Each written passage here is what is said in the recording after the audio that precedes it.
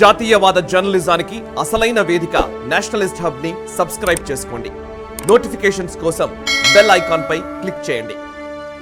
నరేంద్ర మోదీ గారికి 90 మార్కులకు తగ్గితే ఆయన ఫెయిల్ అయినట్టు. అదే రాహుల్ గాంధీ 35-40 మార్కులు వచ్చినా సరే డిస్టింక్షన్ లో పాస్ అయినట్టు. ఇట్లాంటి వాతావరణమే చాలా సంవత్సరాలుగా నడుస్తోంది. నరేంద్ర మోదీ గారు ప్రతి ఎన్నికల్లో మున్సిపల్ ఎలక్షన్స్ లో కూడా ప్రూవ్ చేసుకోవాల్సిన పరిస్థితి. రాహుల్ గాంధీ చిన్న ఎలక్షన్ లో గెలిచినా సరే ఆయన క్రెడిట్, ఓడిపోతే మాత్రం రాష్ట్రాలు కోల్పోయినా కూడా పెద్దగా పరిగణలోకి రాదు. ఇది బీజేపీలో ఉన్న బలహీనమైనటువంటి ఒక మనస్థితికి, మానసిక స్థితికి సంకేతంగా చూడాలా, లేకపోతే నిజంగానే ప్రతిపక్షాలు బలపడుతున్నట్టుగా భావించాలా? ఎవరిది బలహీనత, ఎవరిది బలం? అంటే ఈ విషయాన్ని గురించి పార్లమెంట్ లోనే నరేంద్ర మోదీ గారు ప్రస్తావన చేశారు. రాహుల్ గాంధీకి 100 మార్కులకు 90 మార్కులు రాలేదు, 500 మార్కులకు 90 మార్కులు వచ్చినవి అన్న విషయం మర్చిపోవద్దు. అవును, అంటే అంటే బాలుని యొక్క మనస్తత్వంతో అతను మాట్లాడుతున్నాడు అనేది ఆయన కొద్దిగా విమర్శ చేశాడు. అంటే నిజానికి అడ్మినిస్ట్రేషన్ విషయంలో కాంగ్రెస్కు ఉన్నటువంటి ఎకో సిస్టమ్ భారతీయ జనతా పార్టీకి లేదు. ఈ అడ్మినిస్ట్రేషన్ 75 ఏళ్ళ నుంచి ఏ వర్గాలతోటి ఎట్లాంటి పని తీసుకోవాలి, ఎట్లా అవతలి వాడిని అపఖ్యాతి పాలు చేయాలి, ఎట్లా అవతలి వాడిని తక్కువ చేసి చూపించాలి, అవతలి వాడి యొక్క బలహీనతలను ఎట్లా ప్రొజెక్ట్ చేయాలి, వాళ్ళు లేనటువంటి బలాన్ని ఎట్లా ప్రొజెక్ట్ చేసుకోవాలన్న దాంట్లో కాంగ్రెస్ పార్టీ అన్ని పుస్తకాలు చదివేసింది. అంటే దానికి ఉండే సిస్టమ్ అట్లా ఉంది. ఉదాహరణకు దేశంలో ఉండేటటువంటి ఇన్ఫ్లుయెన్సర్స్, అంటే సాధారణమైనటువంటి ప్రజల్ని ఇన్ఫ్లుయెన్స్ చేసే వాళ్ళేమో నాయకులు, ఇంటలెక్చువల్ ఇన్ఫ్లుయెన్సర్స్ ఏమో మీడియా ఉంటుంది, తర్వాత యూనివర్సిటీలు ఉంటాయి, తర్వాత మేధో వర్గాలు ఉంటాయి. ఇవన్నీ ఇంటలెక్చువల్స్ను ఇన్ఫ్లుయెన్స్ చేస్తాయి. అంటే కొన్నిసార్లు ఇవన్నీ కలగలిసి ఉంటాయి. అంటే ఇంటలెక్చువల్స్ యొక్క తెలివితేటలన్నీ కూడా సామాన్య ప్రజలు చర్చిస్తారు, సామాన్య ప్రజల్లో ఉండేటటువంటి ఆలోచనలు ఇంటలెక్చువల్స్ చర్చిస్తారు. ఈ రెండింటి యొక్క కలబోత ఎప్పుడైతే జరుగుతుందో అప్పుడు విజయాలు సాధ్యమవుతాయి. ఉదాహరణకు 2014 ముందు సామాన్య ప్రజల్లో ఈ 2G, 3G, బొగ్గు కుంభకోణము, ఆదర్శ కుంభకోణము, సహారా కుంభకోణం, ఇట్లాంటి ఎన్నో కుంభకోణాలు యూపీఏ ప్రభుత్వం చేసిందనేటటువంటిది గణాంకాలతో సహా ఇంటలెక్చువల్స్ బయట పెట్టారు. డాక్టర్ సుబ్రహ్మణ్య స్వామి లాంటి వాళ్ళు బయట పెట్టారు. దాన్ని ప్రజలే తీసుకెళ్లారు. అంటే ఇంటలెక్చువల్స్ సామాన్య ప్రజల్లోకి తీసుకెళ్లారు. సామాన్య ప్రజల నుంచి వచ్చినటువంటి రియాక్షన్, రిఫ్లెక్షన్ ఏదైతే ఉందో అది ఒక ప్రభుత్వం కుప్పగూలిపోవడానికి కారణమైంది. అప్పుడు మోదీ అనేటటువంటి వ్యక్తి వస్తే బాగుంటుందని ప్రజలు భావించారు కాబట్టి ఆయన అధికారంలోకి తెచ్చుకున్నారు. 2 సార్లు పరిపాలన జరిగింది. 370 ఆర్టికల్ లాంటి ఒక కఠినమైనటువంటి ఒక పని చేసింది. అది మాత్రం వాళ్ళ విజయంలో చెప్పుకోవాల్సినటువంటి నమోదే. ఇటీవల కాలంలో ఎక్కడనో ఒక చోట తెలియనటువంటి ఒక ఆత్మరక్షణలో పడుతున్నటువంటి మాట మాత్రం వాస్తవం. దానికి అనుభవలేమితనం కావచ్చు. అంటే వివిధ రాష్ట్రాలలో, అంటే ప్రభుత్వం అంటే కేవలం మోదీ, అమిత్ షానే ఉండరు కదా. అవును, అన్ని రాష్ట్రాల యొక్క అధ్యక్షుల దగ్గర నుంచి మొదలుకుంటే బూత్ లెవెల్ కార్యకర్త వరకు అందరికీ అలాంటి ఒక పనిచేసేటటువంటి డైనమిజం అంటాం కదా మనం, ఆ శక్తి అనేటటువంటిది వాళ్ళకి ఉండాలి. వాళ్ళిద్దరిని మనం ఓటమికి వాళ్ళిద్దరిని కారణం చూపించి, లేదా తక్కువ సీట్లకు వాళ్ళిద్దరిని కారణం చూపించి మిగతా వాళ్ళు గొప్ప చేసినట్టు కాదు. అయితే ఏం జరుగుతుందంటే ఈ హైరార్కీ ఎలా ఉందంటే పైనుంచి కింది వరకు ఒక సిస్టమ్ ఉంటుంది వాళ్ళ దగ్గర. ఆ సిస్టమ్ చెప్తేనే పని చేయాలనేటటువంటి ధోరణి ఏదైతే ఉంటుందో అది కొన్నిసార్లు ముందరికాల బంధమై కూర్చుంటున్నది. అంటే ఈ సిస్టమ్ నడిపించేటటువంటి వ్యక్తులకి నయా పైసా నాలెడ్జ్ లేకపోవచ్చు, కొంతమందికి లోపల ఉన్నట్టు వాళ్ళు మనకు కనిపించకపోవచ్చు. కానీ వాళ్ళకి ఆ జ్ఞానం లేనటువంటి వాళ్ళు ఆ పని చేయడం మొదలు పెట్టినారు అనుకోండి, అంతే. ఈ ప్రజల్లోకి వెళ్ళి పని చేసుకునేవాడికి కొంచెం కష్టం ఉంటుంది. ప్రజల్లో పని చేసుకునేవాడిని నియంత్రించకపోతే కూడా సమస్య ఉంటుంది మళ్ళా.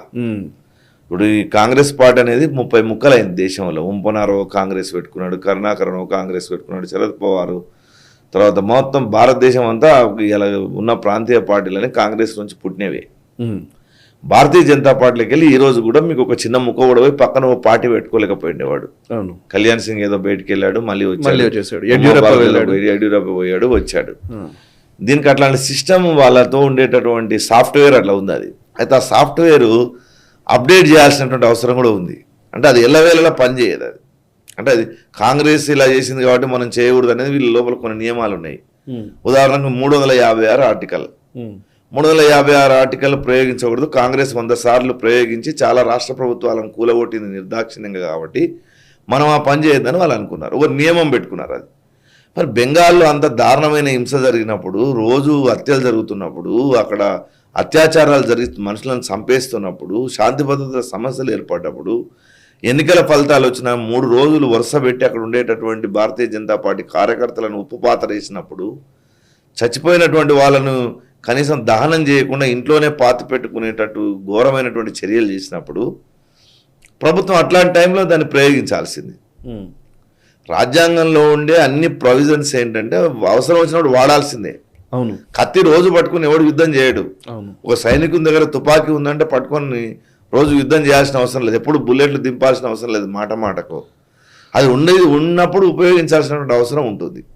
సో ఆ అడ్మినిస్ట్రేషన్ అనేటటువంటిది ఇప్పుడు దేశంలో కొంత మార్పు జరగాలి, వ్యవస్థల్లో మార్పు జరగాలి. వ్యవస్థల్లో మార్పు చేయకుండా ప్రభుత్వంలో కేవలం ఒక మనిషినో 2 మనుషులనో ఒక 10 మందినో చూయించి ఎన్నాళ్ళు ప్రభుత్వాన్ని నడపలేరు.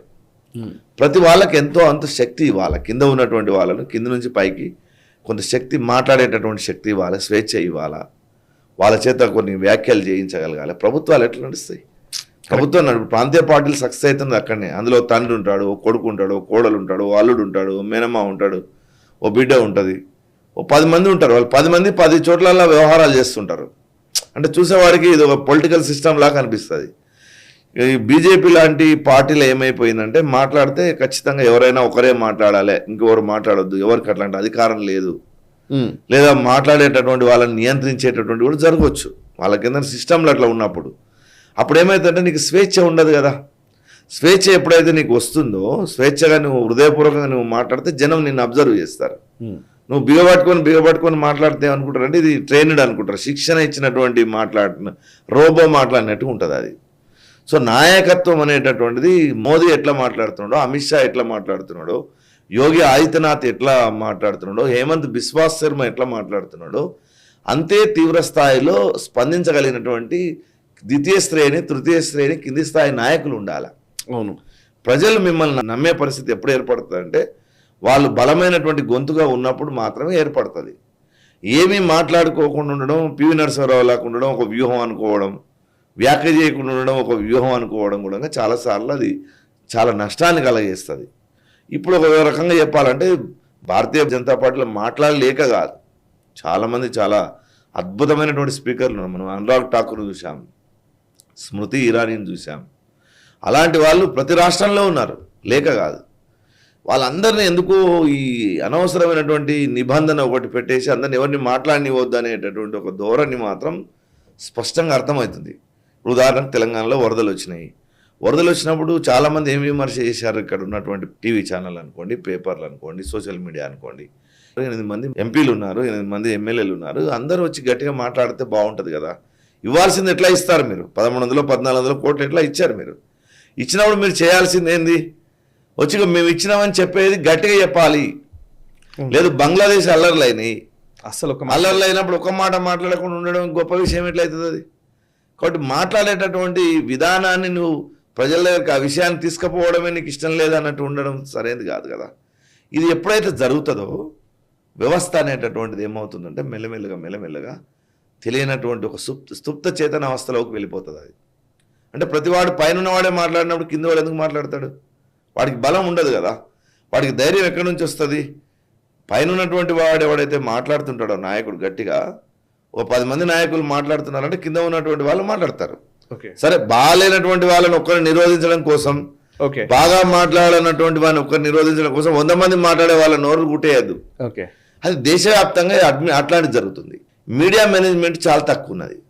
సోషల్ మీడియాలో ఏదో ఎవరో అభిమానులు పెడుతున్నటువంటి పోస్టులే తప్ప మీడియా మేనేజ్మెంట్ ఏదో పెద్ద ఎత్తున ఇవాళ కమ్యూనిస్టులు, కాంగ్రెస్ వాళ్ళు చేస్తున్నటువంటి దుష్ప్రచారం ఏంటంటే బీజేపీ పార్టీ అన్ని మీడియా సంస్థలను తన సంఖలో పెట్టుకొని తిరుగుతుంది అని అంటున్నది. కానీ అది శుద్ధ అబద్ధం. ఏముంది మన రాష్ట్రంలో ఏముంది చెప్పండి? అసలు మన రాష్ట్రంలో రాష్ట్ర అధ్యక్షుడి 3వ పేజీలు ఉంటుంది, ఎక్కడా లేదు సార్. 3వ పేజీలో 4వ పేజీలు ఉంటుంది, కేంద్ర మంత్రి మాట్లాడితే 4వ పేజీలు ఉంటుంది. మరి మన మీడియా ఎందుకు స్పందిస్తలేదు? సో మీడియా వ్యవస్థలు వాళ్ళ చేతుల్లో లేవు. తర్వాత విశ్వవిద్యాలయాలు ఎక్కడ కూడా దానికి కావాల్సినటువంటి రిక్రూట్మెంట్లో ఎక్కడ కూడా పాత్ర గట్టిగా లేదు. కానీ బద్నాం ఏమైపోతున్నారు వాళ్ళంటే మొత్తం వీళ్ళు చేతుల్లో పెట్టుకున్నారు, కంట్రోల్లో పెట్టుకున్నారు, బద్నాం అయిపోతున్నారు. ఒక్క సిబిసిఐడిని చూపించి, ఒక ఈడీని చూపించి మొత్తం వ్యవస్థలంతా నరేంద్ర మోదీ తన జేబులో పెట్టుకొని తిరుగుతున్నాడనే ప్రచారం జరుగుతుంది. నిజానికి కింది స్థాయిలో ఇంటలెక్చువల్ స్థాయిలో తిట్టేవాడు తిడుతూనే ఉన్నాడు, ఇష్టం వచ్చినట్టుగా మాట్లాడుతూనే ఉన్నారు. అంటే మేధావుల రూపంలో ఉండేవాడు మాట్లాడుతూనే ఉన్నాడు, మీడియాలో ఉండే వ్యక్తులు మాట్లాడుతూనే ఉన్నారు. తర్వాత యూనివర్సిటీలలో ఉండేటటువంటి ఆచార్యులు చేయాల్సిన పొరపాట్లను చేస్తూనే ఉన్నారు. కానీ అపఖ్యాతి మాత్రం పెద్ద ఎత్తున మూట కట్టుకుంటున్నారు. ఫలితం మాత్రం సున్నా ఫలితం ఉంటున్నది కింది స్థాయిలో. ఇది జరుగుతున్నటువంటిది. ఈ అడ్మినిస్ట్రేషన్ లోపం ఇక్కడ స్పష్టంగా మనకు కనిపిస్తుంది. ఓకే, అది ఇవన్నీ మోదీ అమిత్ షా వచ్చి చేయాలని కూడా నేను అనను. అవును, ఎక్కడికక్కడ నాయకులు దీన్ని ఆలోచించాలా. అంటే ఇది చేస్తే మనకు బాగా అవుతుంది, ఈ రాష్ట్రంలో మనం అధికారం పొందడానికి ఇది మాకు మంచి జరుగుతుందని తెలియాలి వాళ్ళకు. అది వాళ్ళు ఆలోచించుకోవాలి ఎక్కడికక్కడ. అది ఆలోచించుకోకపోతే, అది ఆలోచించుకొని 10 మంది కలిసి మాట్లాడుకుంటే దానికి సంబంధించి చర్చ జరుగుతుంది, అధిష్టానం తెలియజేయగలుగుతారు. కాంగ్రెస్ అధిష్టానాన్ని అందరూ అధిష్టానం అనుకుంటారు. ఇప్పుడు ఈ అధిష్టానానికి రాష్ట్రాల్లో ఉండేటటువంటి పార్టీలకు చాలా పెద్ద గ్యాప్ కనిపిస్తుంది రకంగా. అది అడ్మినిస్ట్రేషన్ ఫెయిల్ అని. ఈ వీడియో మీకు నచ్చినట్టయితే లైక్ చేయండి, 10 మందికి షేర్ చేయండి. అలాగే కామెంట్ల రూపంలో మీ అభిప్రాయాలను మాతో పంచుకోండి. Nationalist hub group of channels ను సబ్స్క్రైబ్ చేసుకుని తెలుగునాట జాతీయవాద జర్నలిజాన్ని ప్రోత్సహించండి. ఈ వీడియో కింద ఉన్న బెల్ ఐకాన్ పై క్లిక్ చేయడం మర్చిపోవద్దు.